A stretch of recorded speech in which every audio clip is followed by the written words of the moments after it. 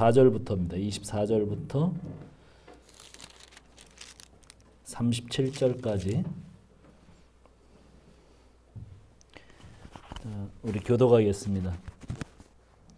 예수께서 일어나사 자기를 떠나 두로 지방으로 가서 한 집에 들어가 아무도 모르게 하시려 하나 숨길 수 없더라. 이에 더러운 귀신 들린 어떤 딸을 둔 한 여자가 예수의 소문을 듣고 곧 와서 그 발 아래에 엎드리니 그 여자는 헬라인이요 스로보니게 족속이라. 자기 딸에게서 귀신 쫓아내 주시기를 간구하거늘 예수께서 이르시되 자기로 먼저 별로 먹게 하시니 자기의 떡을 취하여 그들에게 던지니 마땅치 아니하니라. 여자가 대답하여 이르되 주여 올소이다마는 상 아래 개들도 아이들이 먹던 부스러기를 먹나이다. 예수께서 이르시되 이 말을 하였으니 돌아가라 귀신이 내 딸에게서 나가신다 하시니 여자가 집에 돌아가 본즉 아이가 침상에 누웠고 귀신이 나갔더라. 예수께서 다시 두로 지방에서 나와 시돈을 지나고 게라볼리 지방을 통과하여 갈릴리 호수에 이르시매 사람들이 기먹고 말 더듬는 자를 데리고 예수께 나와 안수하여 주시기를 간구하거늘 예수께서 그 사람을 따로 데리고 무리들과 가사 손가락을 그의 양귀에 넣고 침을 뱉어 그의 혀에 손을 대시며 하늘을 우러러 탄식하시며 그에게 이르시되 에바다 하시니 이는 열리라는 뜻이라. 그의 귀가 열리고 혀가 맺힌 것이 곧 풀려 말이 분명하여졌더라. 예수께서 그들에게 경고하사 아무에게도 이르지 말라 하시되 경고하실수록 그들이 더욱 널리 전파하니 사람들이 심히 놀라 이르되 그가 모든 것을 잘하였도다. 못 듣는 사람도 듣게 하고 말 못하는 사람도 말하게 한다 하니라. 아멘. 자, 우리 앞뒤 옆 사람하고 인사합시다. 하늘 복 받으세요. 네, 하늘 복으로 넘치기를 바랍니다. 온라인에서 예배하고 있는 모든 중문 가족들도 같은 은혜로 함께하기를 바랍니다. 잠깐 기도합시다. 하나님 감사합니다. 오늘도 저희가 주의 말씀을 듣습니다. 주의 말씀은 우리에게 생명과 힘이 되는 것을 믿습니다. 이 시간 주께서 우리 심중에 깊숙이 말씀해 주시고 우리가 이 말씀으로 인하여 새로워지는 귀한 시간 되도록 도와주시옵소서. 종의 어눌한 입술 붙드시고 하나님의 말씀만 선포되게 하옵소서. 예수님의 이름으로 기도합니다. 아멘. 교회 그 확진자하고 같이 이렇게 밀접 접촉자라고 그러죠. 밀접 접촉자가 나와서 거기 또 같이 있었던 형제가 또 같이 교회 오지 못하고 그런 사정입니다. 언제 이런 소식들이 이제 끝나게 될지 앞으로 뭐 더 그럴 것 같아요. 조금 더 그럴 것 같은데 정말 우리가 이럴 때일수록 더욱 어떻게 하면 더 모이고 더 신앙생활을 우리가 같이 함께 잘 할 수 있을까 이런 생각들을 좀 해야 될 것 같아요. 자, 오늘 마가복음 7장 1절로 시작했던 그 외적으로 손을 씻고 몸을 씻고 먹는다고 하는 그런 일들, 그래서 정결례식 그런 것들이 겉을 깨끗이 한다고 부정을 피할 수 없다. 예수님이 7장 20절로 23절에 예수님이 정의하는 더러움의 실체가 마음으로부터 나오는 것이다. 이런 이야기가 진행됐습니다. 그런데 오늘 이 이야기가 여기 시작되는 스로보니게 여인과 관계가 있죠. 유대인들이 생각할 수 있는 가장 더러운 이방인, 그것도 여인, 거기다 그의 더러운 귀신 딸, 또 거기에 더러운 귀신 들렸다고 하는데 또 우리가 집중을 해봐야죠. 그래서 이 이야기는 앞에 이야기하고 상관없는 얘기가 아니라 계속 연결되고 이어지는 그런 이야기라는 거예요. 그래서 그런 장로의 유전을 주장하는 종교 지도자들을 피해서 일정 시간 쉬시려고 이스라엘 땅을 벗어나서 제자들과 예수님은 두로 지방으로 가셨습니다. 그런데 24절을 보니까 24절 한번 읽어볼까요? 24절 같이 읽어봅시다. 시작. 예수께서 일어나서 떠나 두로 지방으로 가서 한 집에 들어가 아무도 모르게 하시려 하나 숨길 수 없. 예, 그렇게 됐어요. 사람들은 예수님인 것을 알아봤습니다. 어디로 가나 예수님인 걸 알아봤습니다. 그리고 한 여인이 찾아왔습니다. 스르보니게 여인. 자기 딸이 더러운 귀신이 들렸기 때문이죠. 더러운 귀신이 들렸습니다. 자, 27절. 그래서 뭐 고쳐달라고 그랬는데 27절을 보니까 한번 읽어보세요. 시작. 예수께서 자녀들은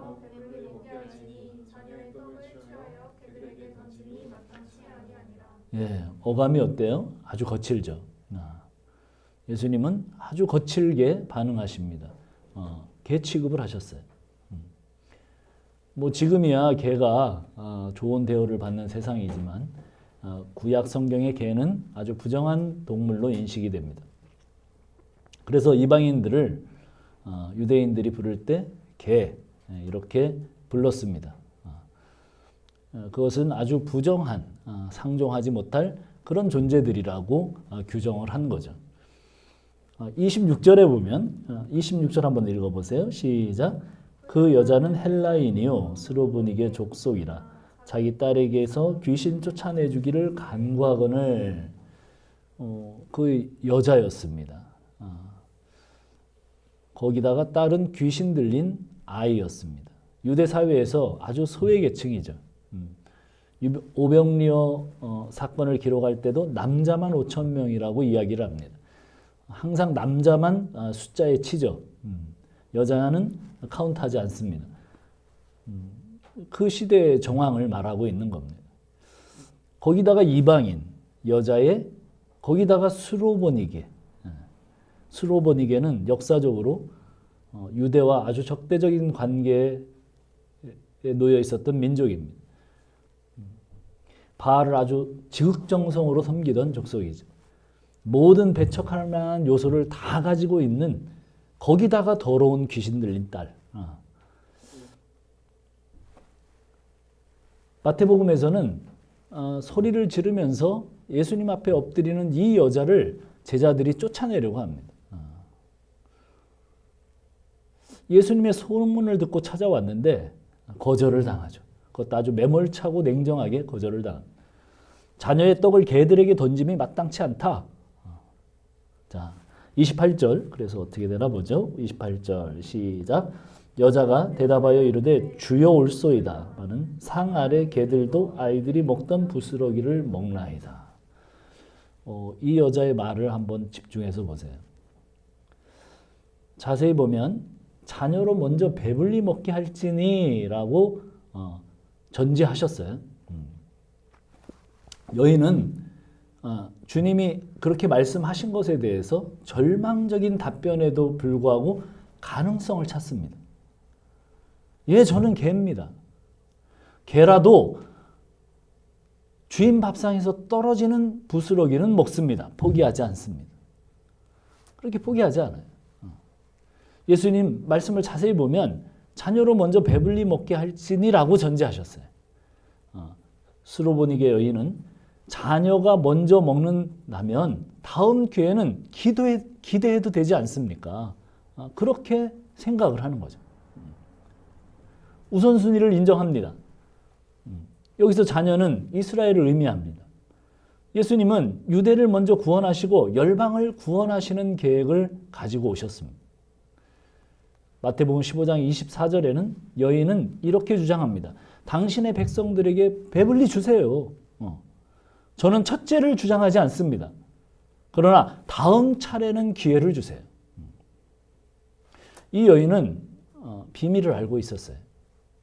자신은 이방인임을 인정했지만 그리스도가 누구인지 알고 있습니다. 예수님을 주 다윗의 자손이여라고 마태복음에는 기록하고 있습니다. 그렇게 고백했어요. 그는 소문으로 듣고 믿었지만 정확하게 이스라엘을 기다려온 바로 하나님의 아들 그리스도가 예수님을 알았어요. 마치 구약에서도 그런 여자가 나오죠. 기생 라합이죠. 이스라엘 백성들이 이제 가나안으로 진군에 들어가는데 어떻게 합니까? 이 여자는 어떻게 알았는지 상천하지에 전능하신 하나님, 전지하신 하나님, 그리고 모든 것을 이길 수 있는 하나님, 그런 하나님임을 알았습니다. 소문을 듣고 알았어요. 그리고 굳게 믿었습니다. 그래서 조국을 배반하고 어떻게 해요? 그 정탐꾼들을 몰래 빼돌려서 도망시켜 버립니다. 이 여인도 소문을 듣고 알았지만 정확하게 알았어요. 당신은 다윗의 자손, 바로 이스라엘이 기다리던 그 메시아 그리스도입니다. 주님이십니다.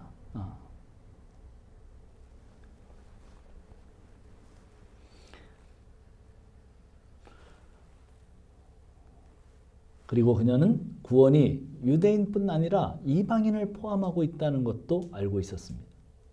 제자들은 충격을 받았을 것입니다. 유대인들 입장에서는 충격적입니다. 그녀는 무조건 떼를 쓰는 것이 아니라 예수님이 누구신지를 알았어요. 핵심은 치유가 아니라 유대인뿐 아니라 열방의 구원자로 주님이 오셨음을 알려주는 사건이에요. 스로보니게 여인의 딸을 고쳐주심으로 민족적, 지리적, 문화적 경계를 넘어가고 있는 거예요. 손 씻는 문제와 대조를 이루고 있어요. 손을 씻는 문제로 더 편을 가르고 경계를 만들었던, 또 이방인들과 갈라놓은 그 바리새인들과는 정말 대조가 되고 있는 거죠. 바리새인들은 늘 경계선을 만듭니다. 자기가 지킬수록 열심으로 편을 갈랐습니다. 예수님의 테스트에 놀랍게도 그 여인은 믿음으로 반응을 했습니다.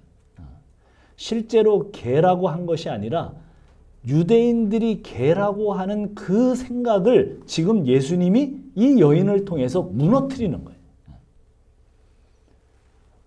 예수님은 그녀가 어떤 민족이나 어떤 신분이나 남성이나 여성이나를 보신 것이 아니라 그녀의 믿음을 보셨습니다. 여자여, 내 믿음이 크도다. 유대인들에게 보지 못한 믿음을 그 여인에게서 보았습니다. 거대한 인종적 장벽 앞에서 그 여자는 물러서지 않았습니다. 여인의 믿음은 자기 상황, 자기 처지, 자기 신분에 두지 않고 예수 그리스도에게 초점을 맞추었습니다. 예수에 대한 믿음입니다. 여러 가지 상황적으로는 아니지만 그리스도에게 초점을 맞추고 있어요. 우리의 상황이 어렵고 힘들 때마다 우리가 정말 가져야 될 태도는 그리스도께 초점을 맞추는 겁니다. 좋은 믿음이란 상황에 집중하지 않고 그리스도께 집중하는 거죠. 들것에 들려가던 중풍병자 친구들이 그랬습니다. 예수님께 가려고 했지만 이미 그 집안은 사람들이 꽉 차서 성한 사람도 그 안으로는 들어갈 수가 없었어요. 친구들은 어떻게 했습니까? 그냥 장애물을 안고 집으로 돌아가지 않았습니다. 그 장애물을 통과했습니다. 지붕을 뚫고 예수님께 그 상을 달아 내렸어요.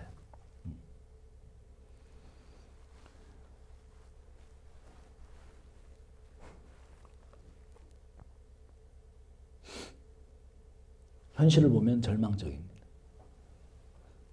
스루보니게 여인은 무엇보다도 은혜를 입을 만한 위치가 아니었습니다. 그런데 자기 상황이 아니라 그리스도에게 집중하면서 부스럭이라도 줬습니다. 그렇죠. 기적은 그 장애물을 통과한 뒤에 주어집니다. 여인에게 장애물이 많았습니다. 이방 여인으로 믿음으로 들어가는 것은 험난한 길이었습니다. 처음 예수님의 말씀에서 느낄 수가 있죠. 아직 복음이 이방인들에게 열려지지 않은 때였습니다. 스리보니게 여인은 누구도 가보지 못한 길을, 그 험난한 길을 처음으로 개척해서 지금 들어가고 있습니다.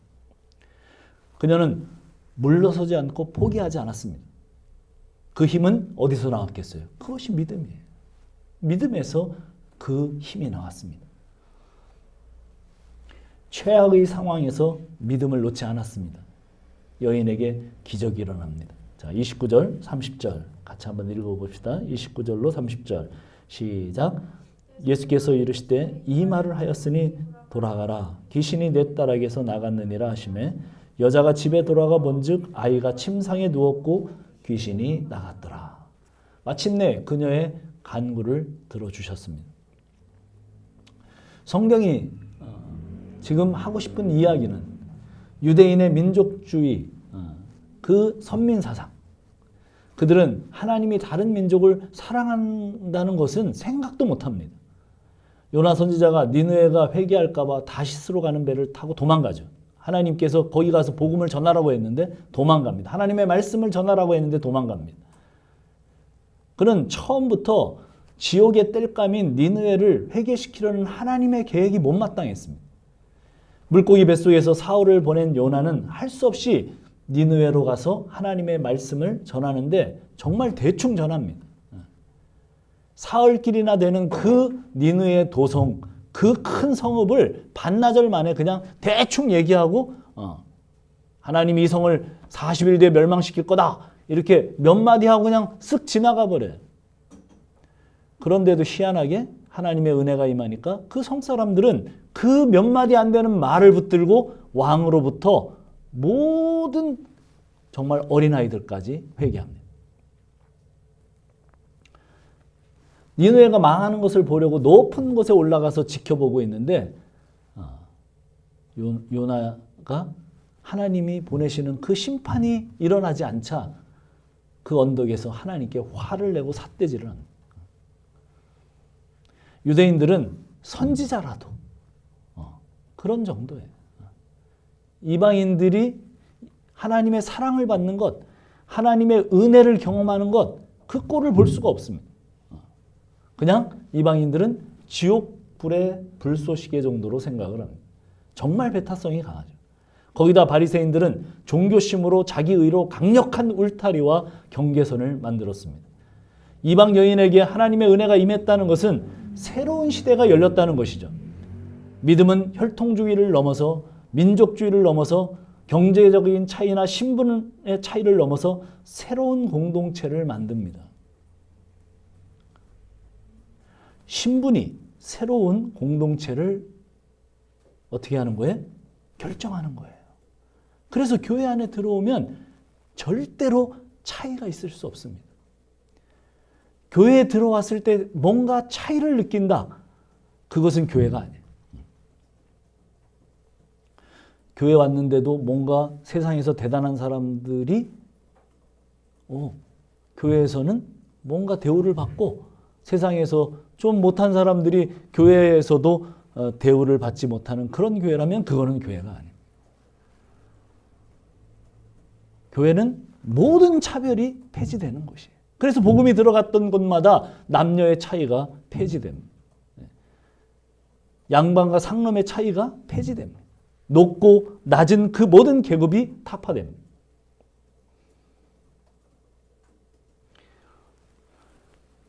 신앙 안으로 들어오면 인간이 만들었던 경계선과 장벽, 그 구분선이 십자가에 의해서 다 허물어져요. 복음의 역사는 그렇습니다. 세상에서는 사람 사이마다 다 층이 있어요. 보이지 않는 층이 있어요. 소위 클래스라는 거죠. 그 클래스가 있어요. 소외와 차별이 존재합니다. 수많은 장벽들이 있어요. 여기 당신은 들어올 수 없다. 그런 팻말이 붙어 있습니다. 편견과 배제로 가득 그 다름을 특권으로 여깁니다. 그리고 제가 우리 교회 예전에 형제 하나가 뭐 건축을 하고 그런 형제가 한 사람이 있었어요. 재벌집을 건축을 했어요. 그런데 거기에서 뭐 시설들을 하는데 이렇게 전등 하나가 5만 원 정도 하면 청계천에 가서 아주 훌륭하고 좋은 전등을 사서 달 수 있대요. 그런데 500만 원짜리 전등을 단대요. 세계에서 유일한 전등. 뭐 독일제 유일해야 돼. 유일해야 돼. 왜 유일해야 돼? 그걸로 다름을 그 다름으로 인해서 자기가 존귀한 자가 되는 그런 거죠.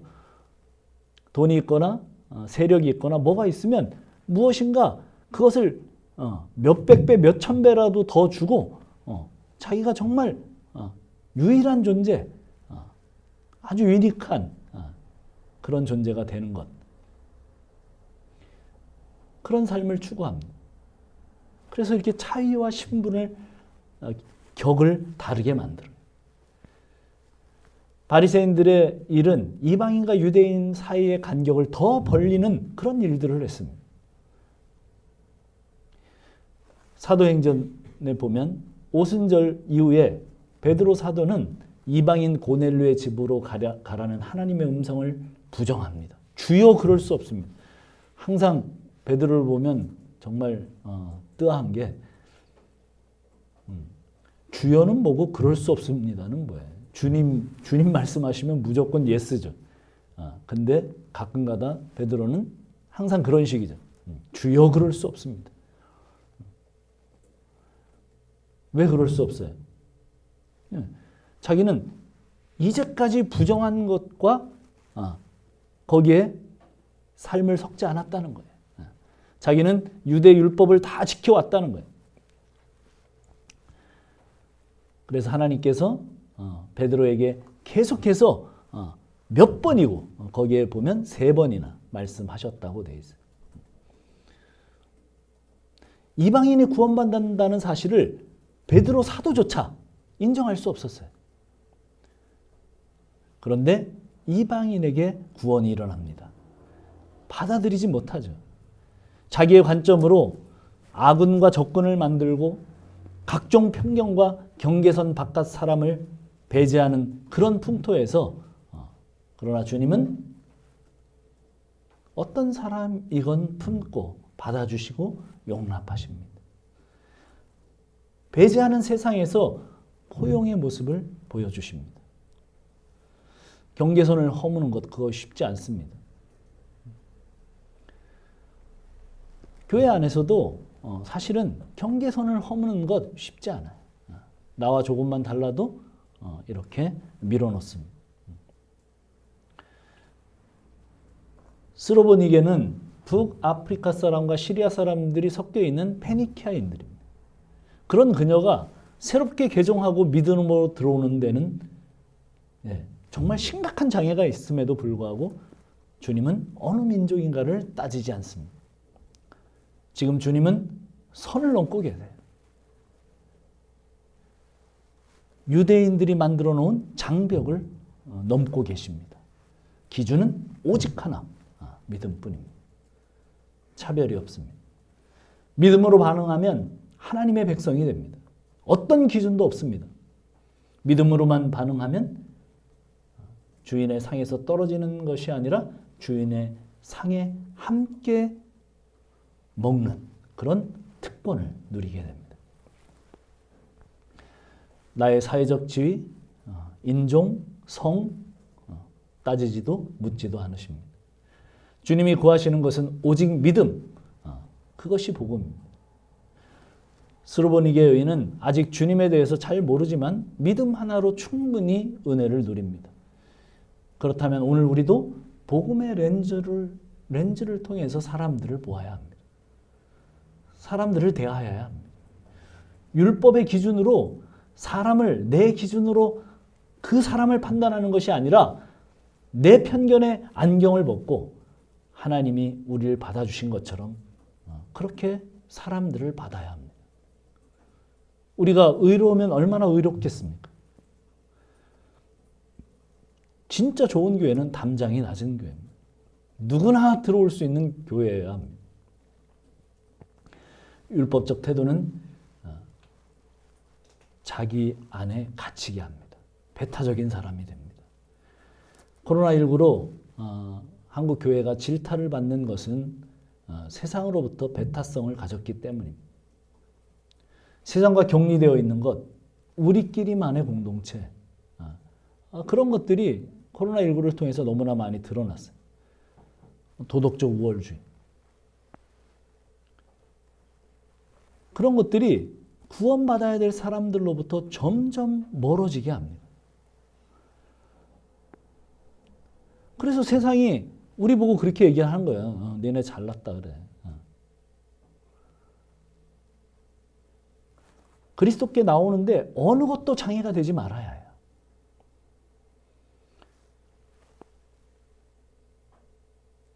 그것이 무엇이 되든 우리도 모르게 만들어 놓은 담장을 허물어야 합니다. 예, 교회는 어느 누구도 올 수 있어야 돼요. 정말 어느 누구도 쉽게 들어올 수 있어야 돼요. 예, 술, 담배를 다 하면 어떻습니까? 예. 예, 문제가 됩니까? 예. 동성연애를 하면 어때요? 그게 문제가 됩니까? 누구도 올 수 있어야 돼요. 예. 그가 이슬람이면 어때요? 예. 그가 불교도면 어떻습니까? 누구든 그가 오는데 장애를 줘서는 안 돼요.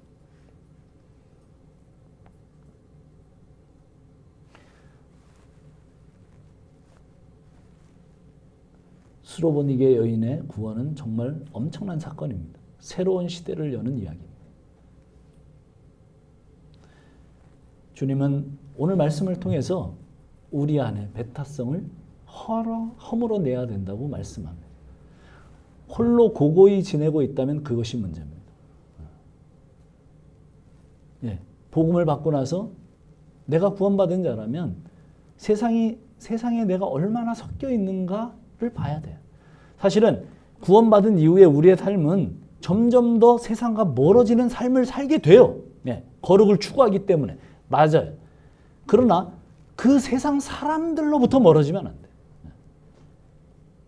그 세상의 가치관이나 그 세상이 추구하는 것들로부터는 멀어져야 되겠죠.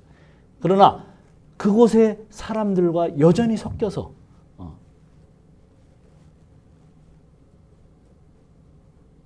그들과 함께 지내야 합니다. 세상과 함께 있지 않으면, 그들과 접촉이 있지 않으면 어떻게 우리를 통해서 그들에게 복음이 흘러들어갈 수 있겠어요? 왜 그렇게 잠잠합니까? 우리가 그 속으로 흘러들어가지 못하는 것은 우리가 홀로 고고하게 그렇게 있기 때문이죠. 자, 주님은 갈릴리 지역으로 다시 돌아오셨습니다. 이사야서 35장 5절 6절에 보면 이런 메시아 예언이 있습니다. 그때 맹인의 눈이 밝을 것이며 못 듣는 사람의 귀가 열릴 것이며 그때는 저는 자는 사슴같이 뛸 것이며 말 못하는 자의 혀는 노래하리니. 하나님이 오셔서 일어날 일들에 대해서 이사야가 예언한 것입니다. 그렇게 소개되었던 성자 예수님이 이 땅에 오신 것입니다. 구약의 예언의 위대한 성취가 일어났습니다. 그것이 오늘 31절부터 펼쳐지는 본문의 이야기입니다. 31절 한번 읽어봅시다. 31절 시작.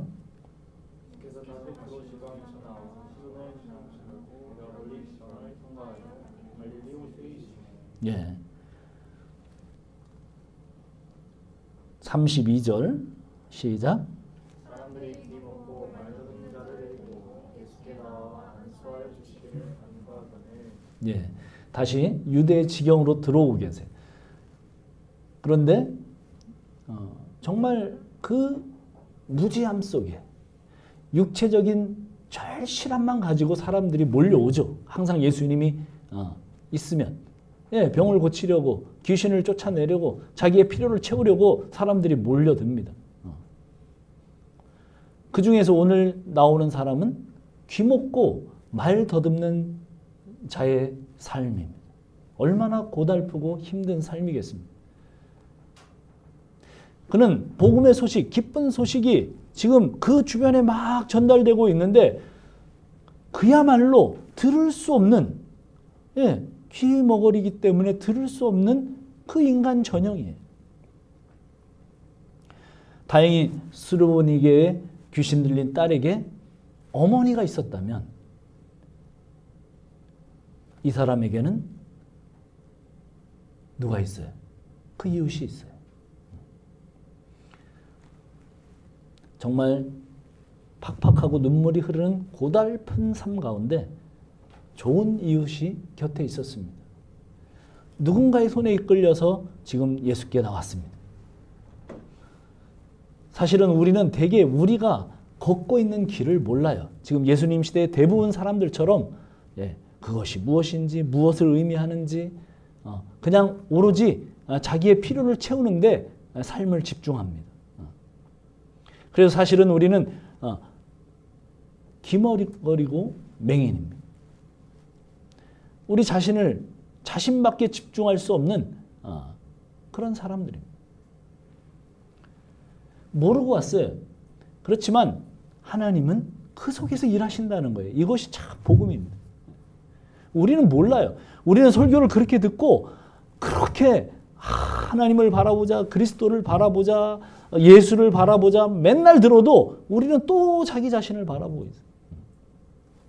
우리는 그런 사람이에요. 자기에게 집중되는 내가 뭐가 좀 더 좋게 될까? 나의 유익이 뭘까? 여전히 그런 사람들입니다.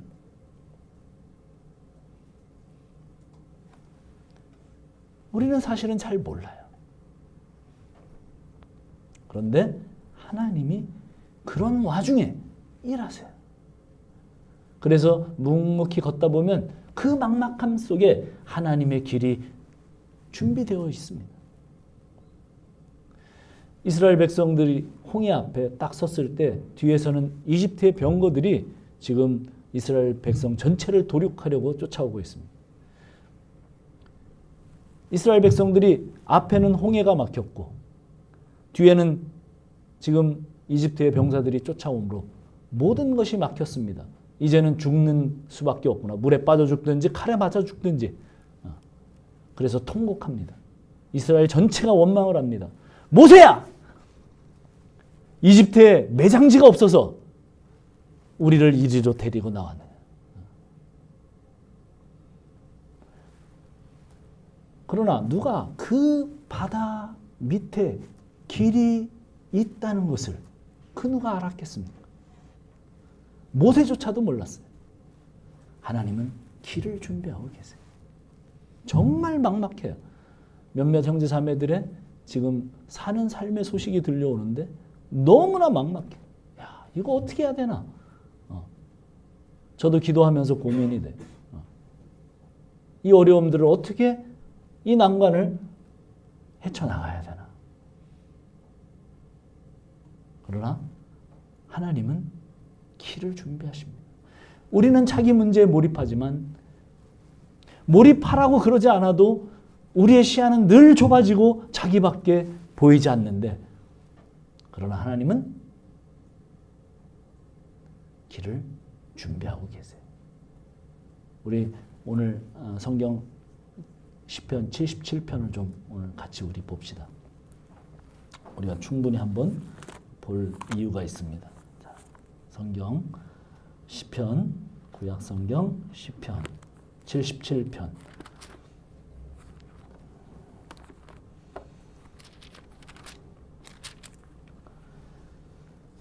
자, 1절부터 8절까지 누가 목소리 큰 형제 우리 준이 형제가 한번 읽어주세요. 77편 1절부터 8절까지. 내가 음성으로 하나님께 부르짖으리니 내 음성으로 하나님께 부르짖으면 내게 귀를 기울이시로다. 나의 환난 날에 내가 주를 찾았으며 밤에는 내 손을 들고 거두지 아니하였나니 내 영혼이 위로받기를 거절하였다. 잠깐만 읽을 때 뭐가 좀 이렇게 잘 들어봐요. 어떤 얘기가 계속 반복되고 있는지 한번 들어봐요.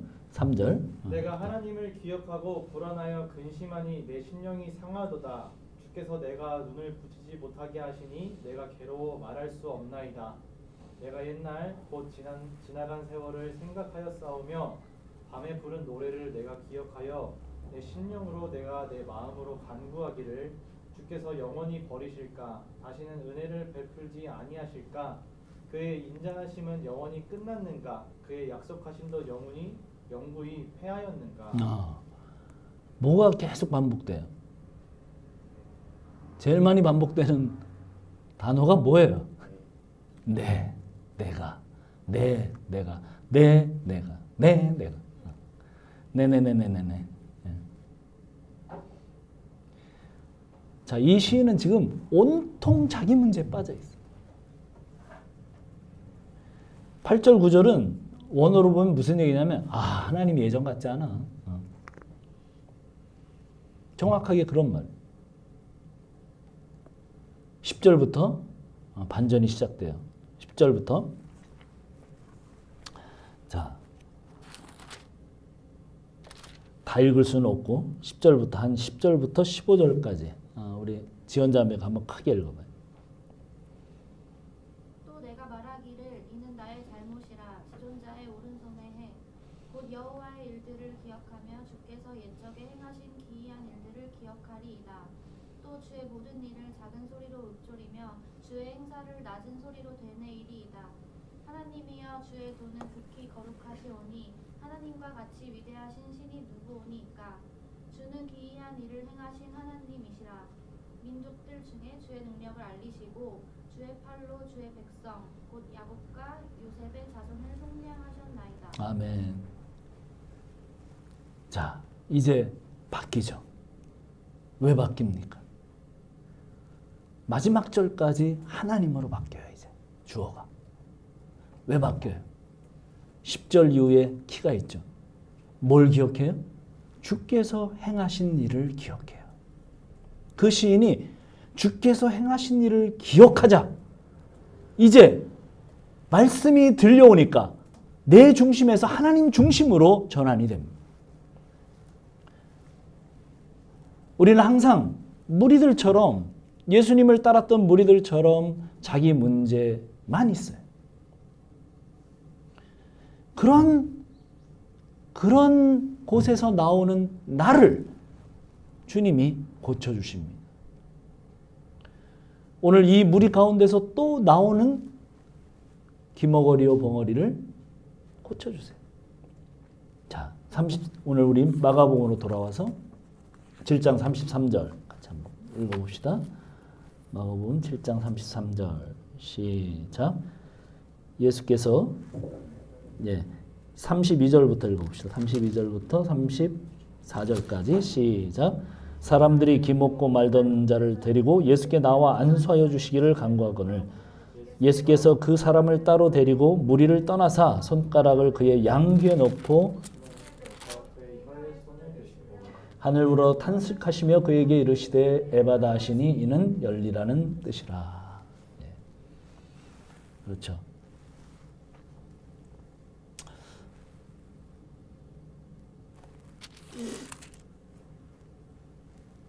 방법이 좀 어때요?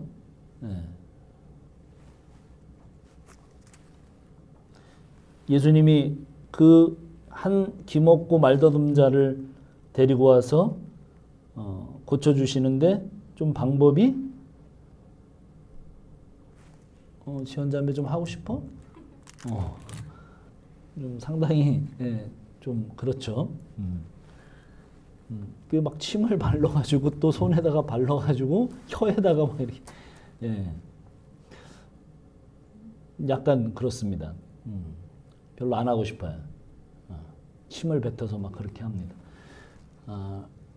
근데 이 침을 뱉는 이야기가 예수님의 침 얘기는 이 이후로 마가복음에서 여러 번 나오는데 한두 가지만 찾아서 읽어보면 이런 거예요. 마가복음 10장 34절에 그들은 능욕하며 침 뱉으며 채찍질하고 죽일 것이나 그는 3일 만에 살아나리라 하시니라. 침 뱉음은 모독입니다. 그렇죠? 모독할 때 침을 뱉죠. 마가복음 15장 19절에는 갈대로 그의 머리를 치며 침을 뱉으며 꿇어 절하더라. 예수님이 십자가의 죽음을 향하시고 모독을 경험하시면서 가는 그 길에 침뱉음이 있습니다. 불쌍한 자들을 회복시키려고 기꺼이 모욕을 당하시는 예수님의 이야기죠. 그 에바다의 이야기도 거기에 직역해서 열려지다라고 표현된 것처럼 신적 수동형을 사용합니다. 야곱이 꿈을 꾸니까 어떻게 해요? 그 꿈에서 사닥다리가 이렇게 내려오고 거기서 하늘의 문이 열려요. 그리고 천사들이 오르락내리락 해요. 그 열리다는 거예요. 하늘이 열리는 거죠. 그래서 어떻게 됩니까? 그 귀머거리요, 그 벙어리가 듣고 말하게 됩니다. 듣고 말하게 돼요. 인류의 문제가 뭐였습니까? 바벨탑에서 그 모든 언어가 섞여버리고 그들이 더 이상 이제 소통이 되지 않는 문제. 오늘 이 벙어리의 문제는 정말 심각한 문제는, 이 귀머거리의 심각한 문제는 뭐예요? 복음을 들을 수 없고 복음을 말할 수 없는 가장 심각한 문제입니다. 그러나 주님께서 그의 모든 것들을 치유하시고 풀어주십니다. 하늘을 우러러 보면서 그를 고쳐주십니다. 이 사람에게 널 치유하는 능력은 하늘로부터 오는 것이라는 것을 이렇게 퍼포먼스로 보여주시는 거죠. 여기에 고치시는데 탄식하시는 장면이 나오죠. 유일한 장면. 영혼이 바울이 얘기한 것처럼 성령의 탄식, 우리를 위하여 기도하시는 성령의 탄식처럼 그렇게 기도하십니다. 그리고 그를 해방시켜 주십니다. 오늘 소통이 불가능한 사람이 누굽니까? 우리는 사실은 이런 만남을 항상 꿈꿔야 됩니다. 에바다, 열려라, 열리다. 마가복음의 독자들에게는 더 다가왔을 것입니다. 마가복음은 누구에게 쓴 거예요? 전부 다 이방인들에게 쓴 복음입니다. 그들은 사실 듣지 못하고 말하지 못하던 자들이었습니다. 복음 안에서 듣지 못하고 말하지 못하던 자들에게 오늘 이 에바다 하고 말씀하시는 그 주님의 음성을 듣게 된 것입니다. 예수를 경험한 사람들이 어찌 숨길 수 있겠습니까? 그 뒤로 나가서 말하지 말라고 했는데도 가서 말하게 돼요. 그렇죠? 여러분도 아마 다 이 복음을 경험한 사람들로 알고 있어요. 이 복음을 경험한 사람들로서 우리가 어찌 가만히 있을 수 있겠습니까? 사람들 가운데로 들어가서 섞여야 되고 그 복음을 말해야 되고 그 복음대로 사는 모습을 보여줘야 되고 예수를 경험한 그 경험을 숨길 수 없기 때문에 말해야 됩니다. 아무리 예수님께서 십자가의 때를 위해서 말하지 말라고 그에게 말하지만 그는 가서 말할 수밖에 없어요. 저는 우리 모두가 그런 사람들이 되기를 바랍니다. 너무 잠잠하고 너무 홀로 고고하지 마십시오. 우리 교인들 그렇게 사는 것 같아요. 너무 고고해. 너무 거룩을 추구해. 혼자만 잘 살아. 그거 아니래요. 자, 마지막 37절 읽고 마치겠습니다. 37절 같이 36절 37절 시작. 예수께서 그들에게 경고하사 아무에게도 이르지 말라 하시되 경고하실수록 그들이 더욱 널리 전파하니 사람들이 심히 놀라 이르되 그가 모든 것을 잘하였도다. 못 듣는 사람도 듣게 하고 말 못하는 사람도 말하게 한다 하니라. 그렇죠. 예수님의 치유의 행위는 하나님의 새 창조의 능력입니다. 주님께서 참 잘하셨도다. 구약에 하나님께서 창조하시고 토부 참 좋았더라 했던 그 말입니다. 지금은 이해가 안 되지만 하나님께서 우리의 삶을 축약해 오십니다. 그리고 귀를 만드십니다. 그리고 듣게 하시고 말하게 하실 것입니다. 그 주님이 누군가 알게 하실 것입니다. 복음이 우리 안으로 들어가게 하실 것입니다. 먼저 그렇게 된 사람들이라면 여러분 잠잠하지 마십시오. 그리고 에바다 그렇게 선언하십시오. 여러분들의 이웃에게, 여러분들의 사랑하는 사람들에게, 여러분들 주변의 모든 이들에게 그렇게 선포해서 그들의 귀가 열리고 그들의 입이 열리는 그런 축복이 임하게 되기를 간절히 축원합니다. 같이 기도하겠습니다.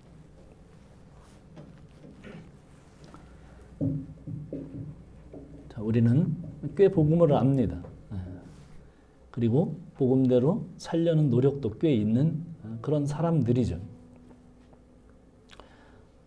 그렇다면 우리는 주님을 경험한 사람들일 것입니다. 그 경험은 우리를 가만히 있지 못하게 만들 겁니다. 아무에게도 이르지 말라고 해도 우리는 더욱 널리 전파할 수밖에 없을 것입니다. 그런 사람들이 되도록, 그런 사람이도록 우리 같이 기도합시다. 하나님 감사합니다. 오늘도 우리는 이 세상에 대해서 저 사람들은 저렇게 사는구나. 그리고 저들은 지옥의 땔감이겠구나. 저들은 회복하지 못할 구제불능의 사람들이겠구나. 저들에게 복음이 들어간다면 내 손에 장을 지지지. 이런 생각들로 우리의 생각들이 알게 모르게 굳어져 있는지는 모르겠습니다. 우리도 한때는 복음을 전했고 한때는 복음으로 살았다고 자부했던 사람들. 그러나 우리는 이제 그 복음 전함을 멈춰서서 홀로 더 거룩해지고 그 거룩하지 못한 자들이 가까이 오지 못하게 하는 그런 바리새적인 그런 신앙 가지고 있지는 않은지. 오 주님, 우리를 다시 한번 돌아보는 귀한 시간을 주셔서 우리의 입술을 풀어주시고 우리의 귀를 풀어주신 그 주님을 증거하는 자로 설 수 있도록 주여 인도하시고 함께하여 주시옵소서. 오 하나님, 당신의 귀한 자들이 다시 한번 주님 앞에 엎드려 싸우니 새롭게 하나님 부어주시고 하나님의 말씀과 하나님의 뜻들이 우리 마음과 심중 가운데 깊이 뿌리박는 시간이 되게 하옵소서. 하나님의 성령께서 우리의 심령을 붙들어 주시옵소서. 이 교회는 누구도 올 수 있고 누구도 같이 할 수 있는 교회가 되게 하시고 우리 주변에 어떤 사람도 복음을 들어야 된다고 하는 사실을 잊지 않게 하시고 우리의 경험을 나눌 수 있도록 주여 도와주시옵소서. 감사합니다. 하나님 아버지 감사합니다. 우리가 받은 복음이 사실이라면 아버지 하나님, 이 복음을 전파하는데 정말 가만히 있지 않도록 주여 도우시기를 원합니다. 주께서 우리에게 은혜를 주시사 하나님의 복음만이 이 세상의 소망인데 이 주의 복음을 우리를 통해서 정말 귀가 열리고 혀가 열리는 그런 일들을 경험하게 되도록 주여 우리가 에바다 할 수 있도록 주여 도와주시옵소서. 이제는 우리 구주 예수 그리스도의 극진하신 사랑하심과 하나님의 그 크신 사랑하심과 성령의 감화 감동 교통하시는 그 은혜가 주님의 에바다 하심을 듣고 에바다가 된 우리 성도들 머리 위에 영원토록 함께 하실지어다.